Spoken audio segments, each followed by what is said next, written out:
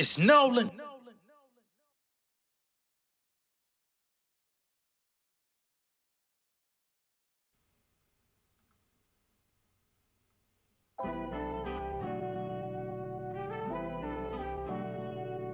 Yeah. Feel me? I feel the pressure of my ancestors speaking through me. Deeper than movies, my people unruly. Call us Mooley, Stephen for jewelry, street corner professors. Adolescents asking us questions, converting my mind like Damascus. From extracting these treasures, my life is a study. Colonizers testing our skin grafts. Ordered out my steps to mathematics like it was PEMDAS. Speaking in coded syntax, helping my homies get grants. Lyrical Rembrandt, you selling whoop tickets like Six Flags, y'all. Babies born in the cultures already stripped of value. They got me canceling rappers that made my favorite albums. Develop skin like an elephant callus. But fuck it, a human life is worth more than nostalgia. You see these internet personas and get confused with performers. Pop wonders, attack of the task like it's Pop Warner. Hot water boiling, milk spoiling, no Metamucil. Magnesium deficiencies in my pupils, far from the usual. I used to read the dictionary, now I read the room. Y'all be quiet till I leave the room. Niggas basing more than weed and shrooms, speaking in a different tune. Bury me just like a king in a tomb, yeah. Why I'm chasing a dream if it's running from me. I want the green, but it's more than money. Without the gold, I'ma still shine. Long as I'm alive with a sound mind. Why I'm chasing a dream if it's running from me. I want the green, but it's more than money. Without the fame, I'ma get respect. I'ma live it to the death, here with no regrets. Stream of consciousness flowing, apocalypse approaching, Glock is reloading, democracy imploding, we under hypnosis. I wrote this event, poetry intense for ill intent. I flip the script for the people I constantly represent. This shit exhausting. Lead a crib, a target, living caution. Bigger forces offering endorsements. I can't accept them, the metrics misleading. Pick up the pieces till my folks are free. Try and keep it whole, but our spirit's broken like OCDs. OCD, forever working projects like Ruby D. Singing out my troubles like Lumi D. They claiming solidarity, but daily it's starting to feel like polarity. Politicking for parody, allyship is a rarity, y'all. Try my best not to capitalize on Black Death. I was minding my business, they say we played with the Black Death. Corona airborne, wipe the gas pump at the Chevron. Speaking my troubles, confessions of fire like I'm Cameron. Life been moving too fast, stick to letting the tunes blast. Every day a new hash, why celebrities jewels flash. Fail boycotts, war with the cops, balling in a bubble. You take a knee to protest, but you walking through that tunnel. I ain't the smartest man, but it seemed that they showed their hand. Forget $1 million, who's selling out for 100 grand? They shot up Lennox over sneakers, what they do for food, dudes shooting women for leaving, what would they do to you? Rap game, least of my worries, forget the envy, get more hate from people acting too friendly. Live in a city where skinny kids get the biggest weapons. They keep a chopper like local delicatessens. I'm here to honor my predecessors. Whether it's Esau, ancient Orishas, I know I'm made for a reason. I want to smoke like a shisha, I walk the plank like Julius Caesar. Brutus was king of Judas, if they kill me, get my message delivered just like a doula. Why I'm chasing a dream if it's running from me. I want the green, but it's more than money. Without the gold, I'ma still shine. Long as I'm alive with a sound mind. Why I'm chasing a dream if it's running from me. I want the green, but it's more than money. Without the fame, I'ma get respect. I'ma live it to the death, here with no regrets.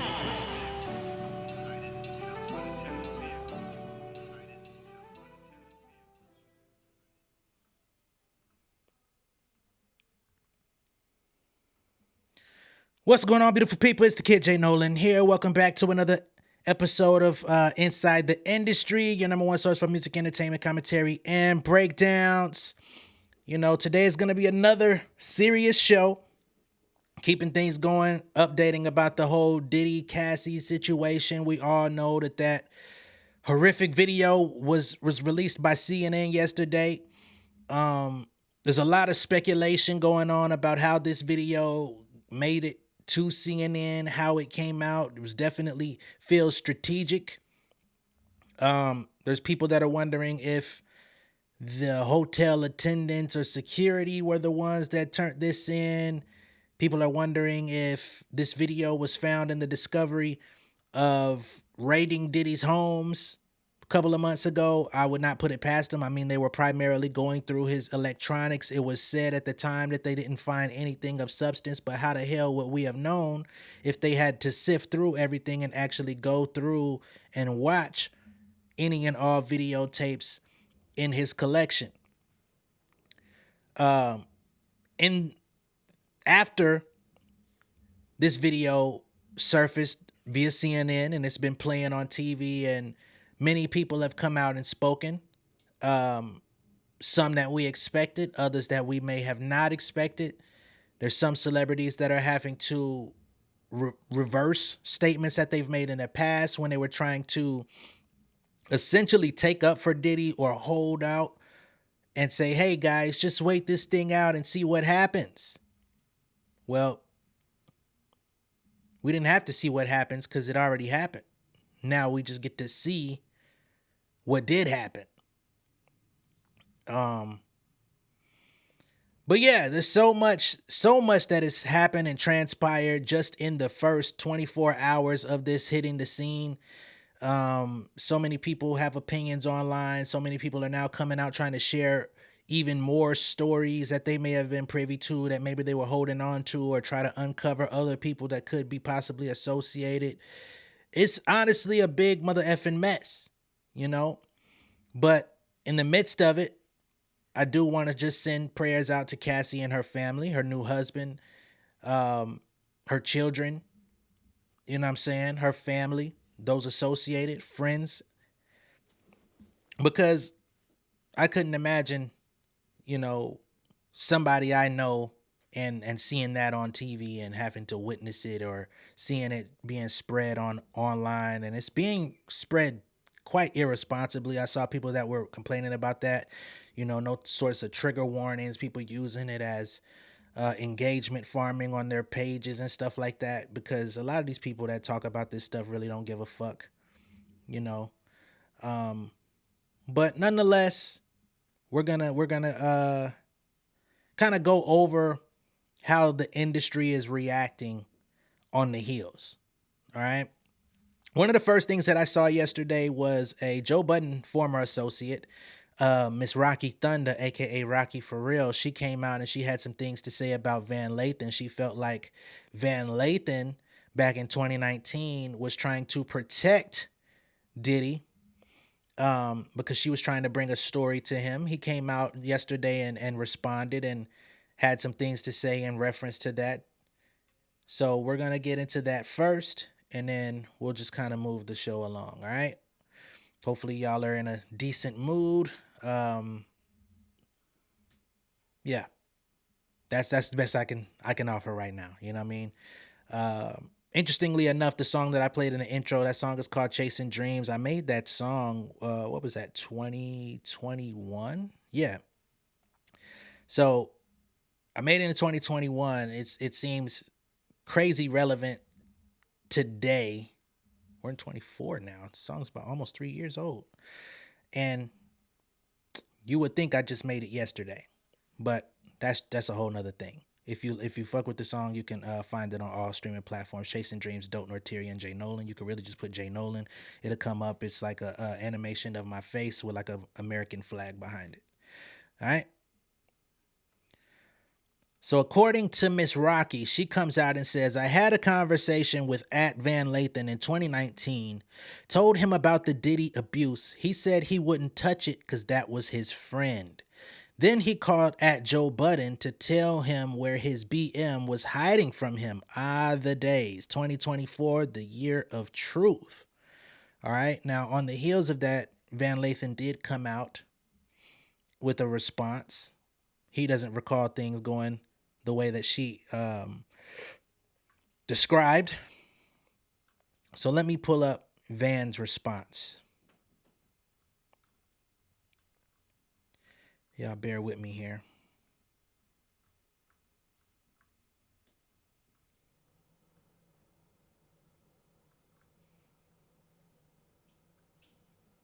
All right, I found it. Now, this is a pretty lengthy response coming from Van Lathan. He says, I've spoken to Raqi.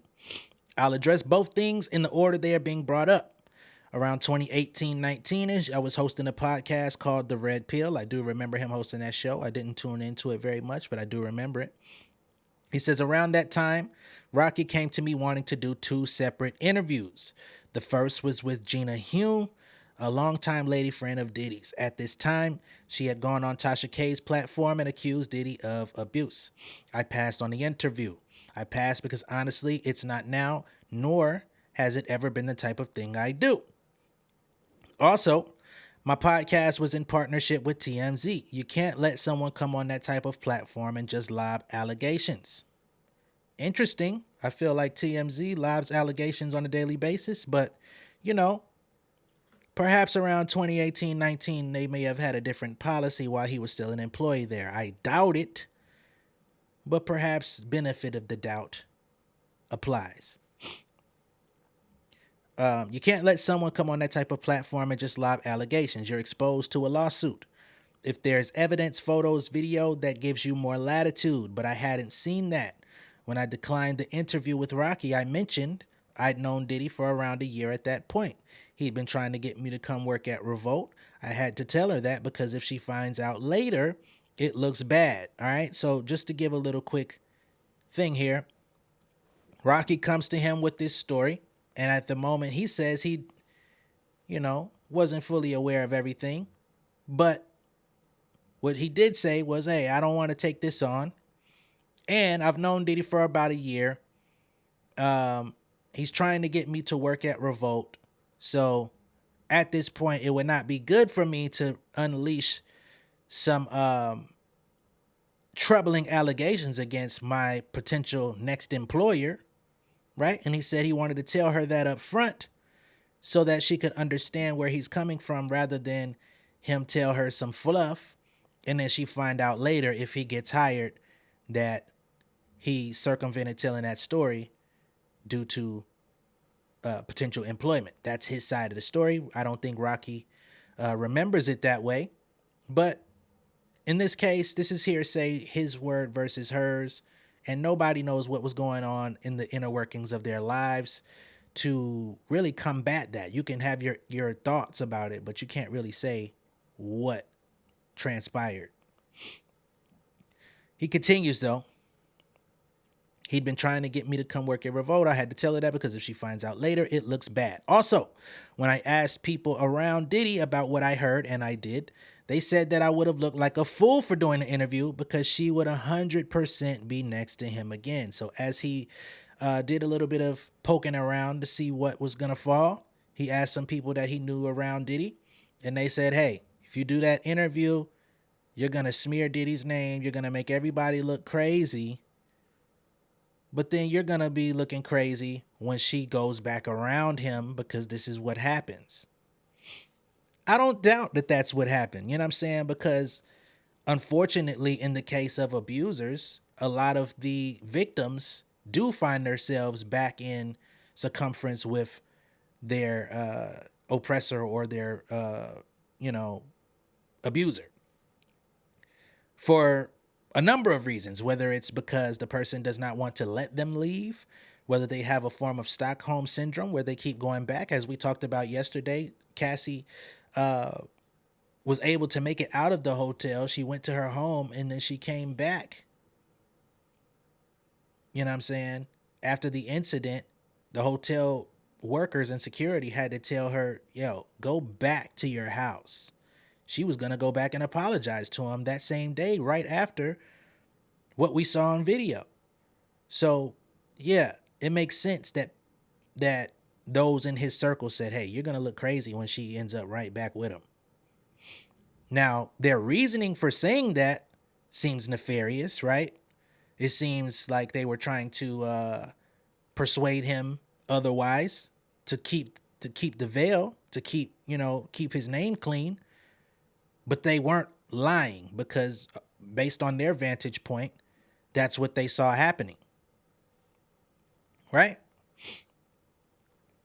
Van continues. He says, I want to make something clear. This had nothing to do with Cassie. The first time I'd heard any allegations surrounding Cassie was the lawsuit. The first time I'd seen any evidence was the disgusting video today. The only time I'd ever in life heard of Diddy assaulting a woman was that one TashaK interview in 9 years of being at TMZ. He says, if Raqi feels like she was trying to say something and I wasn't listening, I apologize. In my time at TMZ, I'd turned down so many interviews, stories, tell-alls, etc. It was like second nature. I watched the entire TashaK interview and decided the interview wasn't for me. As far as me letting her know I had a relationship with him, I thought I had to. I might have communicated that in a way that didn't do me any favors. Some months after, Raqi contacted me again to have Sin Santana come on the show. Of course, Sin Santana is Joe Budden's former, I don't think they ever were married, former girlfriend. She is the mother of one of his children. So Raqi then brought Sin's name up to Van Lathan to come on the show, do an interview. He says Sin and Joe had just broken up, and Raqi said she wanted to come on the show to discuss her music. Okay, so this is completely separate. She wanted to talk about music. He said, I was thinking about doing it. To Raqi's credit, she communicated clearly that she wanted this interview to have nothing to do with their breakup. Okay, so he's putting the onus on Raqi and Sin, saying, hey, Sin wanted to come and talk about her music, but she did not want to talk about Joe and the breakup. Again, I believe Raqi sees this differently. She's been somewhat of an agent of chaos in some ways, but whatever. He says, I couldn't see doing an interview and not asking about it. It wouldn't make any sense. Since I knew I had to ask about it, I hit Joe to let him know she would be on. Call didn't go great. At the end of it, decided the interview wasn't for me, too much drama, and once again, I'd have been chasing clicks. So this opportunity comes to interview Sin Santana. She doesn't want to talk about Joe or the breakup. He says, hey, if I bring you up here to talk about your music, what the hell do I know about your music? And I think that's fair enough. Sin Santana was not a serious artist at that time. She was trying to become an artist, but she had no artistic background. She was just the baby mother of a rapper and decided, hey, with my platform and being on Love and Hip Hop, let me try to become an artist. You know, trying to see all sides, somewhat balanced. I know there's some people out there that would just jump on Van's back and shit on him, but he's not directly associated with whatever these people have going on in the privacy of their homes, any of their backgrounds. And he's just in a position where stuff is being brought to him. It's his responsibility to say yes or no. I can't really say, you know what I mean? Even if he knew that it was a DV case, it doesn't mean that everybody is going to accept that as what they want to bring on their platform. Not everybody's going to want to break that type of story. So even if that was the case, everyone has to perform at their own discretion. Again, that's just in the interest of fairness. But again, Raqi feels like she remembers this differently. She says that there's gaslighting going on. We'll get to that in a second. But yeah, to me, it just sounds like if he couldn't ask her about Joe in any kind of way, and she don't have no extensive music career to really go in detail about how interesting was that interview actually going to be. He says, I was never told Sin was quote unquote hiding from Joe. All right. So that's where things get a little sticky, is Raqi is purporting that Sin was hiding, trying to not be discovered by Joe, whatever she had going on. She didn't want her whereabouts known, which I do think actually kind of happened. I don't remember all the dynamics of Sin and Joe's relationship, but I do believe there was a point in time where separation was definitely imminent, and she was trying to like be incognito about where she was going, what she was doing, and stuff like that. Furthermore, Van says, I was never told Sin was hiding from Joe. I was never told there were allegations of abuse in their relationship. I was never even told about the nature of their split.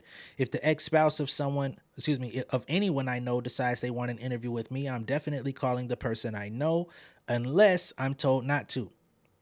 That's a professional courtesy, unless I'm given information that it's a dangerous situation. Raqi says that by alerting Joe, I alerted him that they were in California for interviews, thus telling an allegedly abusive spouse where his baby mother was. Only I didn't know any of that. But once again, I'm sorry to have played any part in. I should have just declined the interview and said nothing.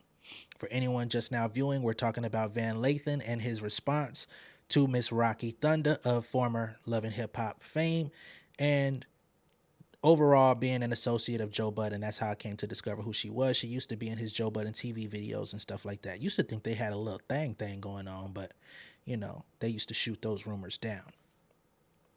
Last thing. This is Van Lathan speaking again.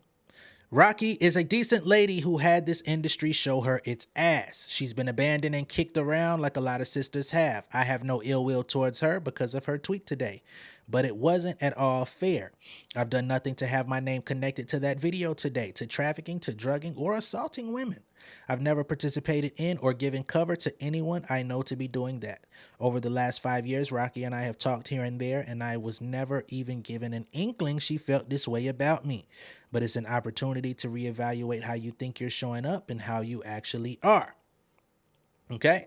So he says, even after he declined those interviews, him and Raqi have been in contact, and he never knew that she felt so strongly about him in this way. We'll go back to Miss Raqi's page.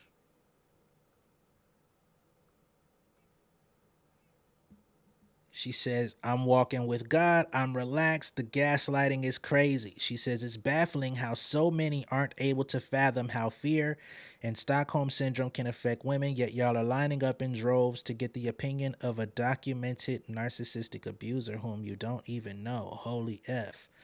And I think she's referencing how many people want Joe Budden to speak on it. I think that's how she's identifying him, because a lot of people have been looking for Joe to say something on his pod.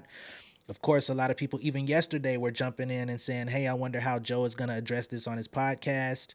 We're going to get to that in a moment as well.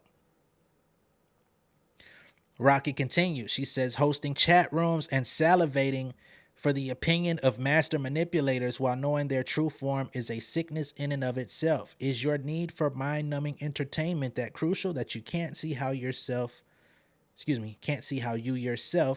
are mind-fucked sheep as well? What is this scene that she's playing? I'm going to skip that. She says, all of a sudden, there's 5,100 motherfuckers asking why I didn't call police. As if they ain't on payroll too. As if historically they've been any help. As if I wasn't specifically asked not to, but to help get them the support from the public so they wouldn't feel so shook. She says, y'all don't go with them folk with little, She says, y'all don't go to them folk with little punk ass Ray Ray on the block, but y'all screaming 911 against millionaires with millions of bloodthirsty followers. FYI, guess effing what? Them folks were called by the victims. Guess what? Them folks paid visits. Guess what? Nothing was done. So shut the fuck up, pet detectives. This shit is way over your pay scale. I do wonder,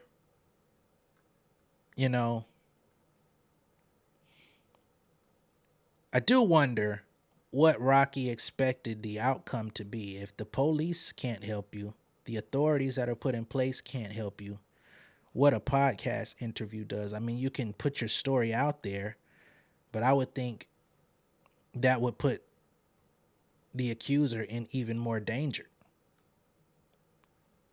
Y'all let me know. But I feel like you put yourself at risk going to a extremely public platform like a Van Lathan, somebody who is not super famous, but he's very well known in his field.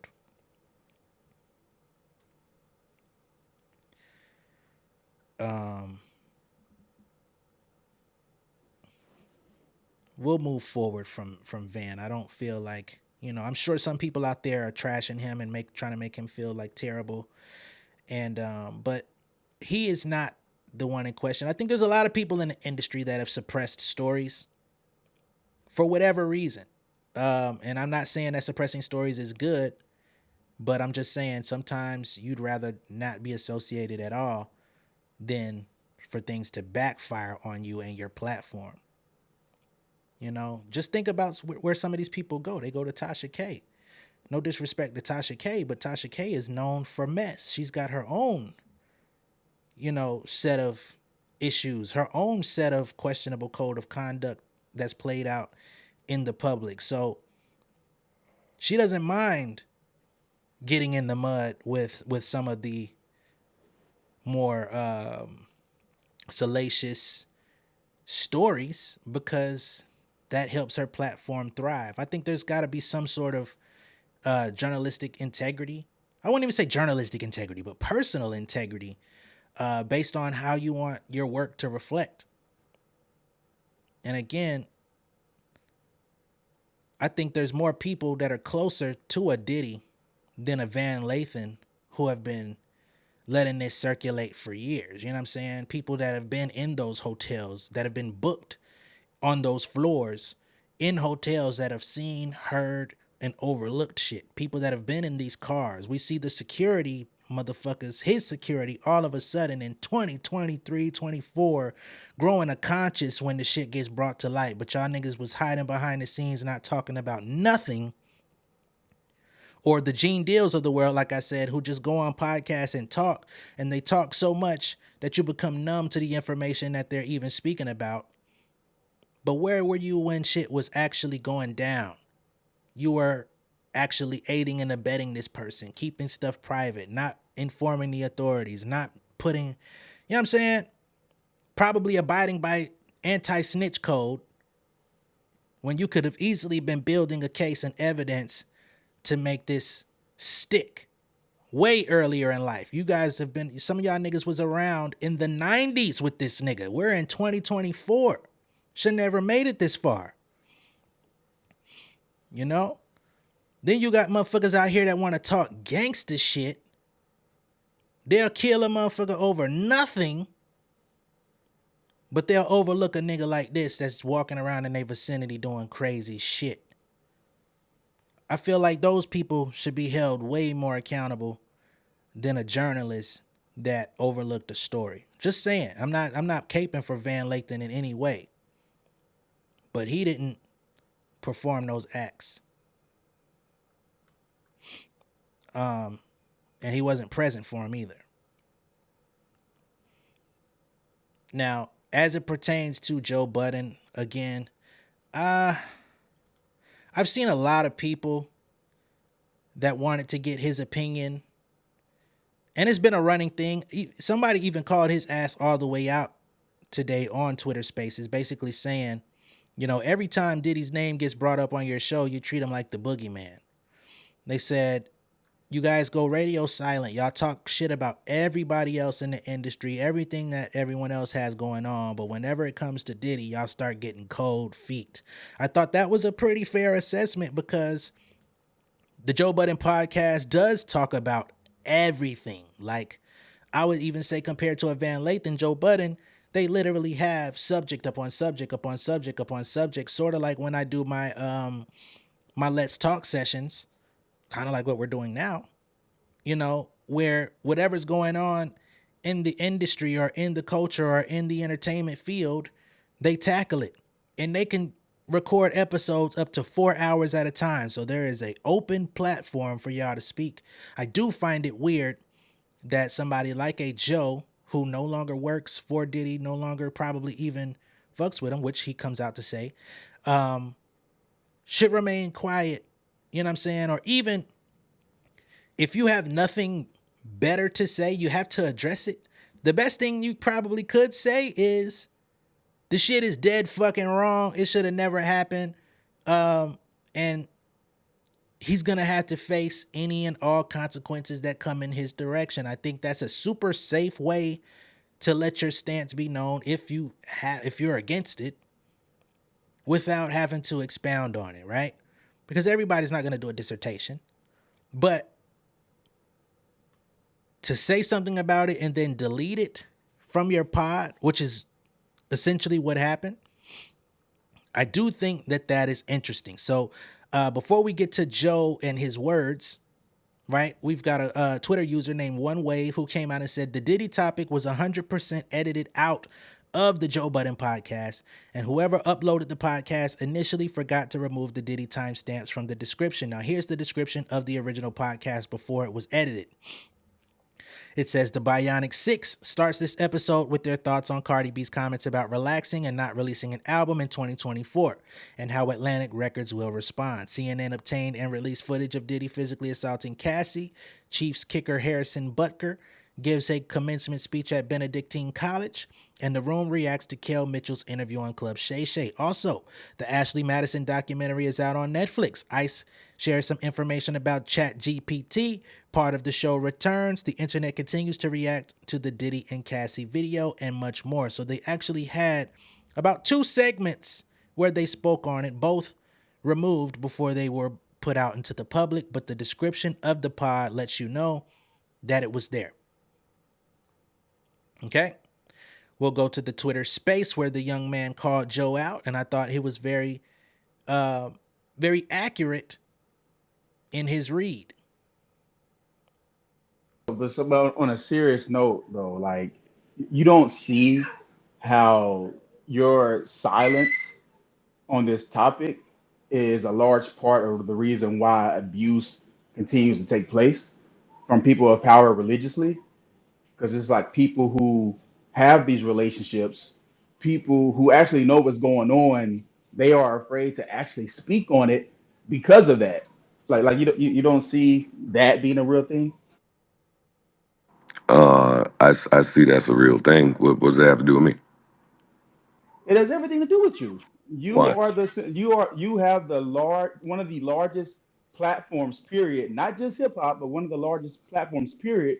But specifically when it comes to hip hop, and then you have Diddy, who's made his name there, and your voice, the loudest voice in hip hop, is just silent on it, and it's been silent. And I can see if this was a one-time thing, but anytime something with Diddy has come up, there's always been some excuse. It's like, oh no, we got to paywall this. Oh no, no, no, no. We gotta wait till all the evidence comes out. Oh no, no, no, no. We can't do. And it's always something, one thing after another, where it's like you treat him like the boogeyman. And I'm waiting for the Joe I know to find his courage to speak on it, because I saw how you addressed the Duce Palooza conversation years ago. Mm, strong message. All right. All right. You niggas is nuts. Who else we got? Who else we got? Come on, somebody say something, goddammit. Yo, do you guys ever just think that everything is not this deep conspiracy that y'all want it to be? Like, we were dead in the middle of our broadcast yesterday. Come on, I'll put the suspense to bed. Yesterday. Come on, I'll put the suspense to bed. We were in the middle of our show when that news broke. So we spoke about it for 4 minutes, and then at the end, before sleepers, we spoke about it for another 4 minutes, and then we went on about our day. And I went outside with Amani last night, and he said to me, "Hey man, I think I think y'all should readdress the Puff shit because y'all gonna get killed." And I said, "Why? The story was breaking. We addressed it." He said, "Yeah, but it wasn't the address. It wasn't the address that is appropriate for what happened." I said, "Why you say that? We did what we needed to do." He said, "Yeah, but I know y'all audience, and it was breaking in the moment. They wait from y'all." So I took it out. I took it out because it was insensitive for the moment. It was talking for 4 minutes about what happened, and then 3 minutes at the end is not the attention that the story needs, and it ain't the commentary that it needs. So I don't need to be the first one to run to something.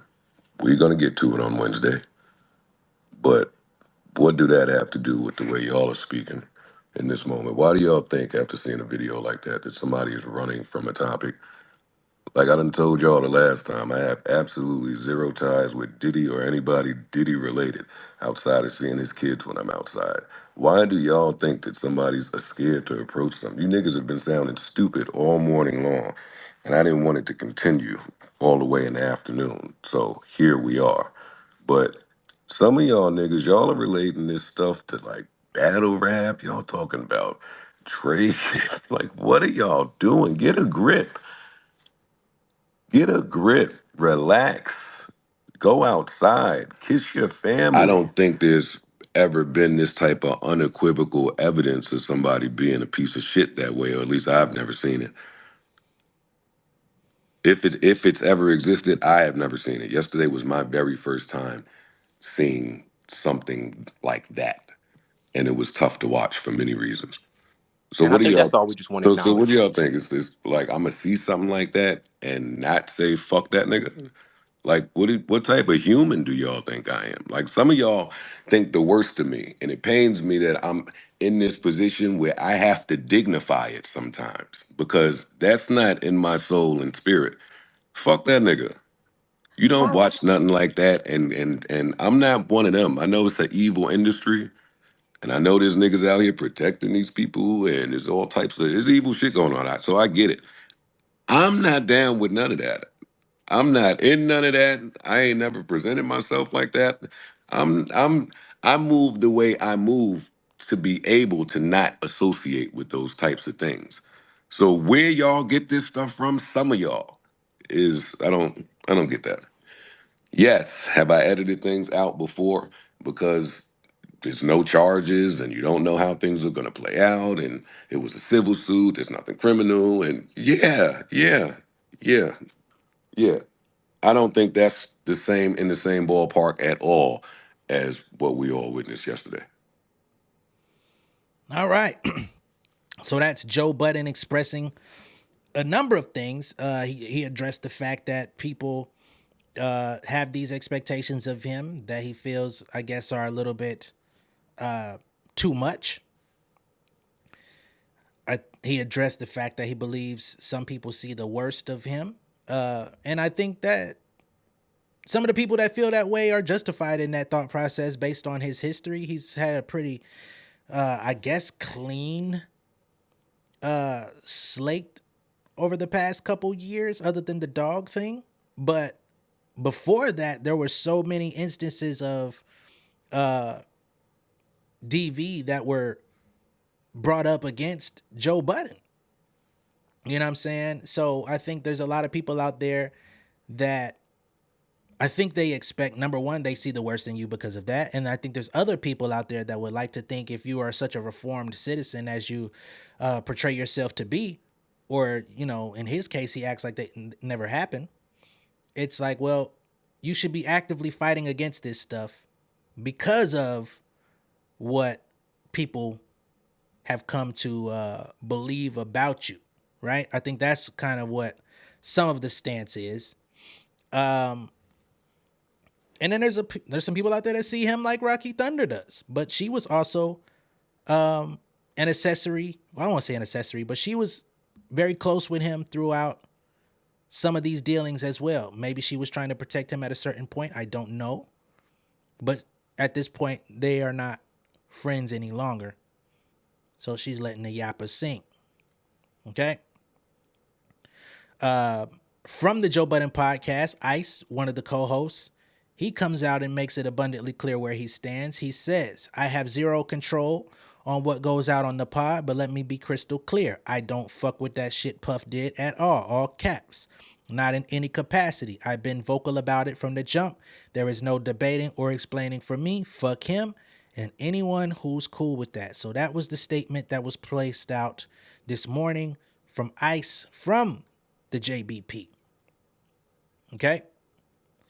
Now, when it comes to people that are a little bit more closely associated to Diddy or Cassie, we've got a former assistant. That's terrible. My bad, y'all. We've got a former assistant that came out and did an interview with CNN to talk about her knowledge of the situation. There's people out there that are wondering where Farnsworth Bentley is and, you know, what he may know about some things going on. But we're going to get into Miss Susie Siegel, who spoke with CNN about the Cassie incident that was broadcast to the world yesterday in, I wouldn't say 4K, but in pretty solid quality to know what was going on, right? So we'll go from there in just a moment. Let me go ahead and pull it up. Give me a second, y'all.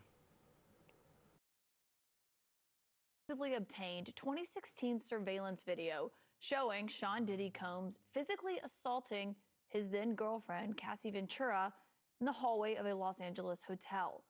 I want to warn you because we're going to show you this video and it is disturbing. I'm gonna let y'all know now we're skipping past that. All right, give me a second. Those people aren't men. To all the survivors, your stories are real and people believe you. To the abusers, you're done, you're not safe anymore, you're not protected anymore, and the men by your side are just as weak. I want to bring someone in who knows Diddy personally. Susie Siegel was his former assistant during the time that he began dating Cassie Ventura, the singer. And I should note, you became his assistant as a part of the reality show to work for him. I did. Everyone remembers watching that. I mean, well, first, what is it like for you to see this video that came out today? I felt sick, and I felt violently angry, and I felt like I'm sure a lot of men and women feel looking at that video, that it's so disturbing, that the video doesn't lie. I mean, you know, when I watched it, what stood out to me initially after Elizabeth Wagmeister got it was she's barefoot in the beginning.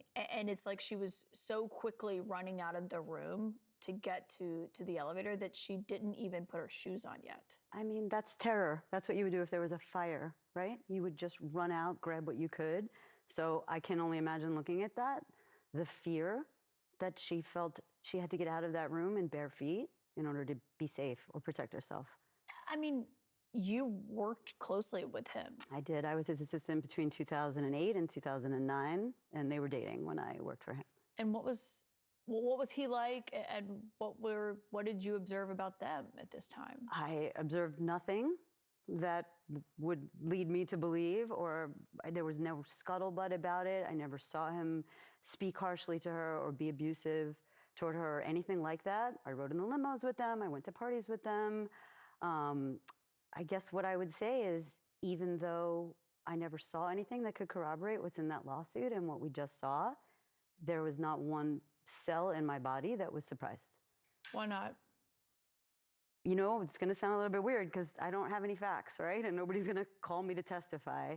But I would say that it's woman's intuition. I would say that I was around him a lot, and I got a feeling for who he was. I didn't see anything that could get him in trouble. But I think that the power dynamic in a situation like that, especially her at the beginning of her career, so young and beautiful and talented, and she hooked herself or became involved with somebody who had so much power. And I felt that working for him. I'm sure the whole team felt that. And I mean, that's great. He's a mogul. So of course he's the big boss. But I think that you could imagine, certainly in my interactions with him, you could imagine how that would dissipate and sort of seep into every aspect of his life, and especially his relationships. Yeah, because I mean, she was 19, I believe, and he was 37 when they first began dating. Right. So imagine how that would be. And then he's rich. And not only is he rich, but he controls your career. And all you want in your career, right, is she's an artist. She wants to make music. She really was an artist, is an artist. And now all of a sudden, she's with somebody who could make that happen for her, and it doesn't happen. So you don't, it wasn't anything specific. You got a strange, uncomfortable feeling from him? I mean, or? it was, I think it's more to do with the way that he treated people. Again, nobody was mistreated that I saw. I didn't feel mistreated, but it was very clear to me. Again, this is intuition, right? This is what we pick up as women and humans who are smart and have been around. He just didn't see your humanity when he looked at you. It felt very obvious to me that everyone was just sort of there to be used, that he can get the most out of you. You know, for example, I went to go work for him. I'm a pretty senior person. It was sort of an odd thing. I have a fancy master's degree, whatever, who cares? But it was, you know, he wanted to get me for as cheaply as he could. And most people would just dive in and take it, right? Because you think that you're going to get something by working for him. And I wonder how that video, which, you know, he denied a lot these allegations, and those allegations were in the lawsuit. I mean, He's facing 5 other civil lawsuits Yep. that are accusing him of a range of sexual misconduct and illegal activity. Everyone remembers the raid at his homes in Miami and New York, where it was the part of the Department of Homeland Security that deals with human trafficking. Yep. And I should note, he hasn't been charged with anything. Of course. They've maintained that he hasn't done anything wrong. But, you know, it must be really strange to see what we see now in black and white on that video and to be someone who had worked for him. Well, there you go. That's how you know that your intuition is right? I didn't see that proof. Obviously, I saw it with the rest of America today.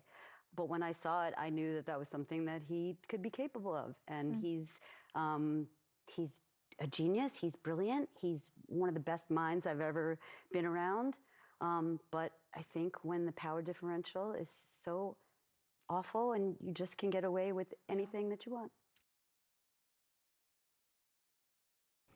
All right, so that was Miss Susie Siegel, and she only worked for Diddy from 2008 to 2009 as an assistant, so it's not like she was around for a long, drawn-out period of time where she could just see all of the inner workings of his business or of his character or of all of these things. I thought she may have worked for him a little bit longer, but I think she may have been replaced by the lady that's with him today, his current assistant.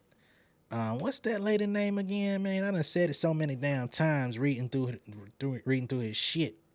Christina Coram, right? That's his right hand lady today. They say that Miss Coram is supposed to be like his Ghislaine Maxwell or some shit, you know what I'm saying?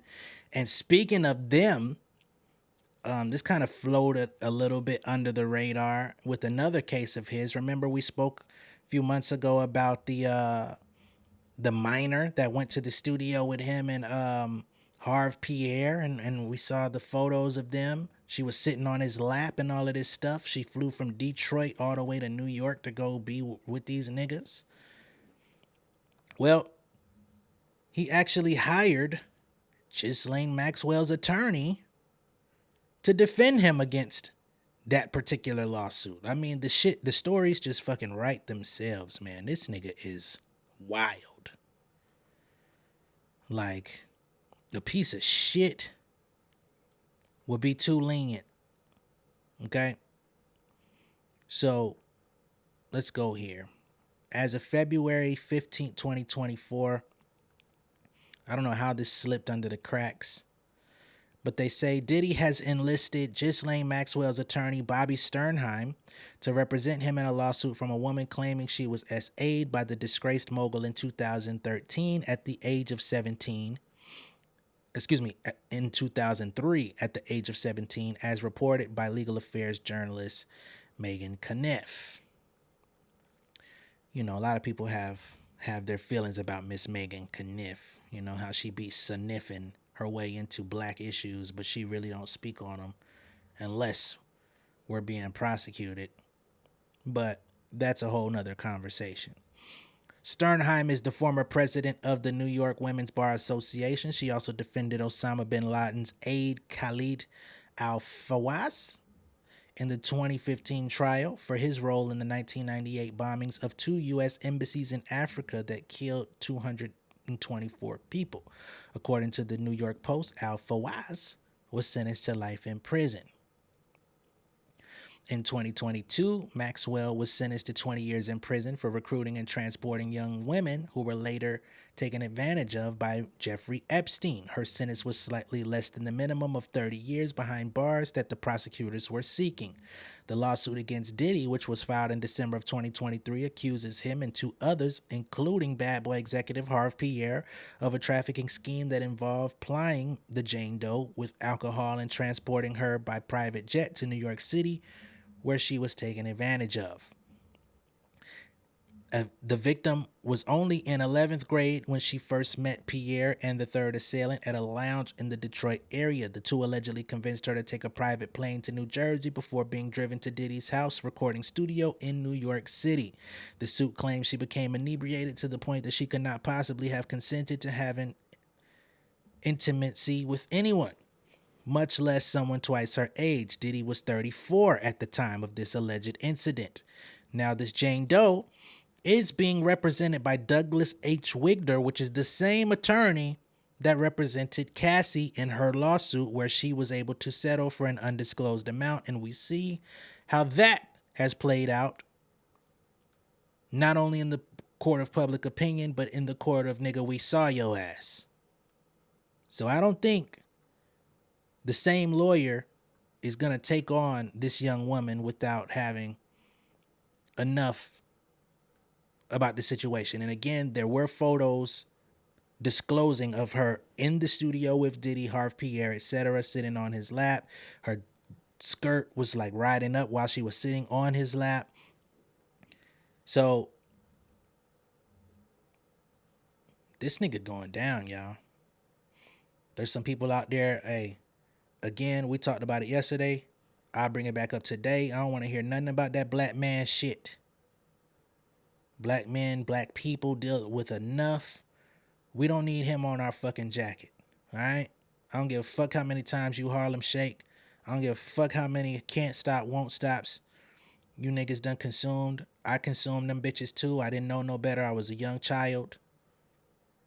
That shit is over with. All right? Moving right along.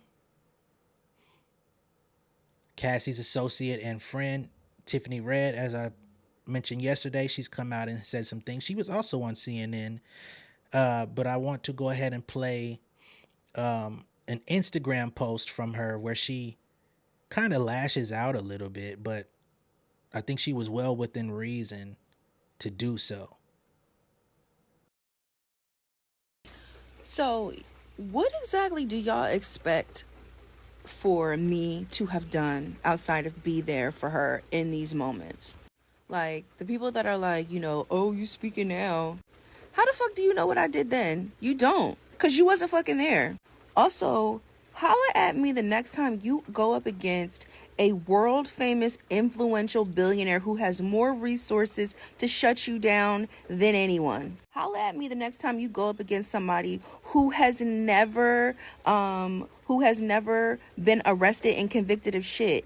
Somebody who's been indicted for allegedly shooting someone in the face in New York in a nightclub and getting off. There was a shooting at Chalice Studios a little over a year ago, and the LAPD did what? What the fuck do y'all expect me to have been doing? Also, let me give you this nugget. We have a friend who was hung from Cassie's balcony. You know why? Because this person was there for her. So miss me with the, what did y'all do then? You don't know. Things we can't speak of. But trust and believe, the people who have tried to protect Cassie have fucking paid for it. So all y'all with this shit, shut the fuck up. Hey, I'm with Tiffany Red on that. I mean, she's went through it. She's gone through it. She supported her friend through it. She's, not necessarily witnessed the physical side of it in person, but she's been privy to it and has been trying to assist in the best way that she can. So, yeah. This person says, I'm glad you're speaking up, but if you knew this was going on and you kept quiet, you were party to it too. Ah, man.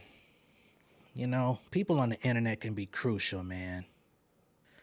Once again, big salute to Cassie, you know what I'm saying, just for basically enduring, still being here, you know what I'm saying, persevering, being able to still be here for her family, her children, moving on, getting out of that situation, and still being able to walk with her head high whenever we do happen to see her in the public eye, you know what I'm saying?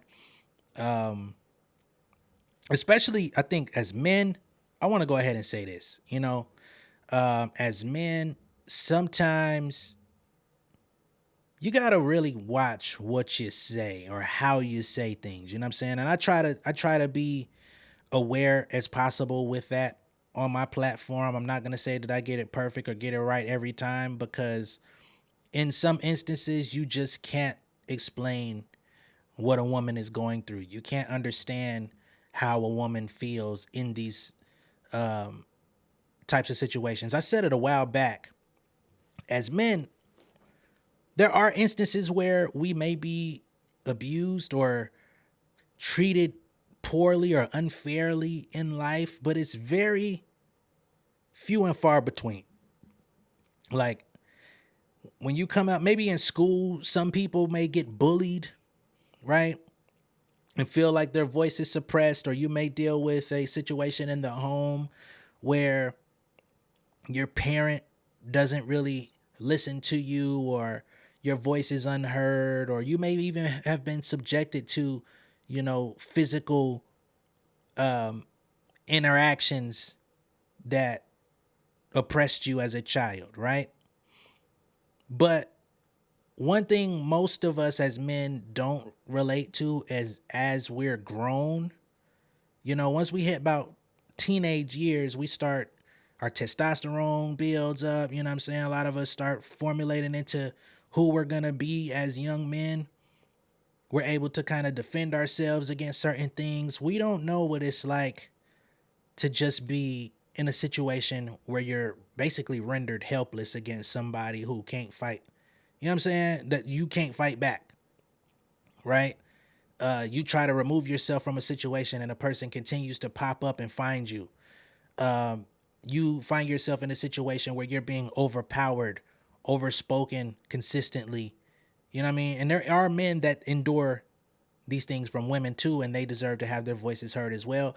But I think in the majority case, most men don't go through what women do. And when you look around, there's so many women that are in our lives that have been subjected to similar treatment as a Cassie, maybe not on the trafficking level, but on a domestic level. And there's women out here that honestly, no matter how many times they've tried to get it right in the dating field, it seems to find its way back to them. No nigga can relate to that. I'm sorry. There's very few. So at certain times, if you don't have nothing productive to add to the conversation, constructive to add to the conversation, nothing that's actually genuinely helpful, a lot of us kind of get our voices confused with the need to be heard. Just because you have a voice don't mean that it needs to be heard. Just sit the fuck back and let shit be what it is, right?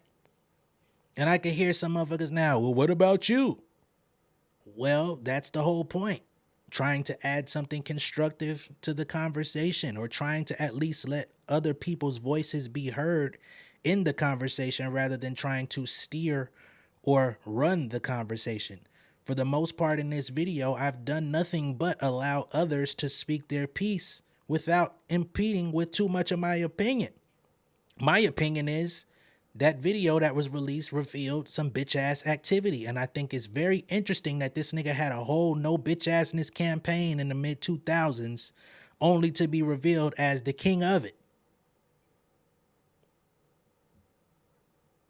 The whole entire legacy of bad boy for life, bad boy come out and play, all this type of shit has now taken a completely new form and shape. And anybody that can't see that, any nigga that can't see that this nigga been playing in the world's face for nearly 3 decades, not even nearly, it's been that.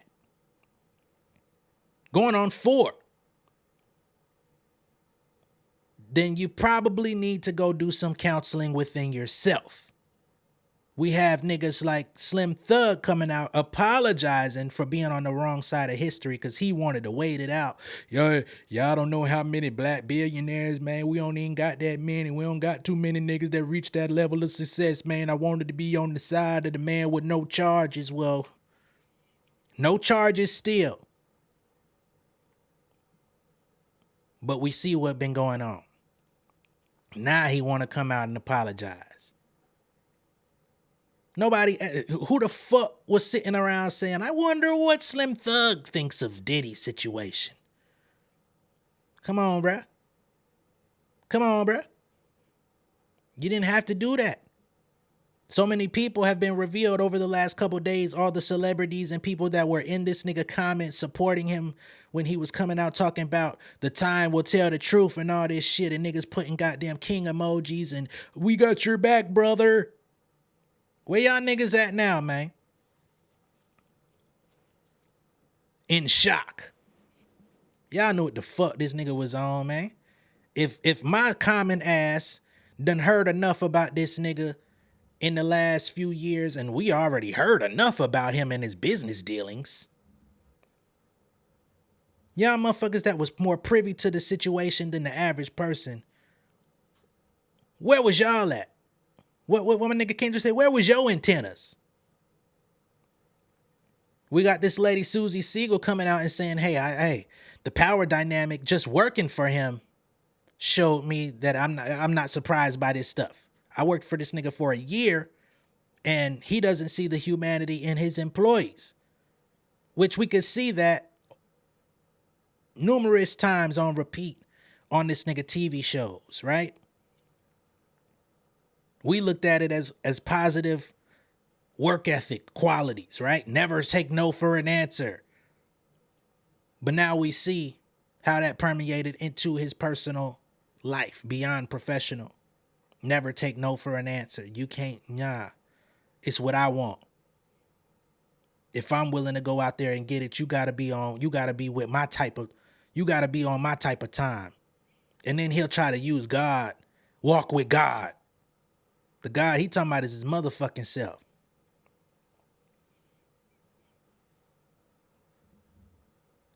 You know? But I've been on here an hour. I'm gonna go ahead and sign out. Much love and respect to Cassie. Much love and respect to all my viewers out there. Certainly much love and respect to all the women that have been affected by anything similar to what we saw in that video, not to mention the other things that he's been alleged of doing or accused of doing. There's no way to defend a motherfucker like that. You shouldn't even be trying. If you are, you're revealing yourself and your true character. Let me know what y'all think of all this down below in the comments. Be sure to like and share this video. If this is your first time seeing me on YouTube, go ahead and subscribe to the channel, become an insider, and I will see y'all on the next one. Hopefully the next time y'all see me, we'll be speaking on lighter subjects and getting back to having fun. But this is where we stand right now. Oh, fuck, I always do this. I always get to the end of the show and then be like, oh shit, I forgot something.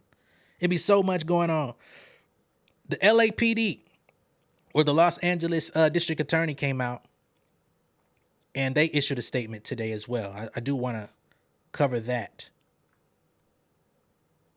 50 Cent says, this is why they put that tape out. They know they can't change him with what we saw, but they know we can't unsee what we saw. All right. So this is the LADA office. They said statement on alleged video involving Sean Combs. We are aware of the video that has been circulating online allegedly depicting Sean Combs assaulting a young woman in Los Angeles. We find the images extremely disturbing and difficult to watch. If the conduct depicted occurred in 2016, unfortunately, we would be unable to charge as the conduct would have occurred beyond the timeline where a crime of assault can be prosecuted. As of today, law enforcement has not presented a case related to the attack depicted in the video against Mr. Combs, but we encourage anyone who has been a victim or witness to a crime to report it to law enforcement or reach out to our office for support from our Bureau of Victim Services. This is the Los Angeles County District Attorney's Office as of May 17th. So that was yesterday. So basically, if anyone has the courage to come out and speak about their incidents, provide evidence for their, experience, they're being encouraged to come out because unfortunately it's beyond the statute of limitations. We'll see how this thing plays out on a legal front, man. But best believe when it comes to the Lil Rod case, when it comes to the young lady, the Jane Doe, there's multiple Jane Does, patterned behavior. Now, I'll go ahead and sign out. Much love and respect. I'll catch y'all later. Peace. king of my city and cul-de-sac. Coming, I swinging like soldier rag. Leading my people like quarterback. Boy, I study this shit, I'm an almanac. Had to get up and grind. Knowledge is booming, I'm here to apply. Came with the chip and the dip, it just single the mind. We finna do more than survive. I need my check. Spinning the block for the Gouda, we hitting the jeweler, the flood out the net. We don't do beef for computers, I'm straight out the sewer, we come when you rest. Niggas be looking perplexed, so keeping my foot on their neck. No map, I trust my gut for the quest. With drama, I'm fully abreast. I was ready for years and they doubted me. All of a sudden, they tell me they proud of me. I've been dropping these haters like calories. Cross them out, I came back with some boundaries. Stand for my honor, but too raw, no corner. Packing the stick with a drummer. Wanna catch my bad, won't fumble. I done came too far to be humble.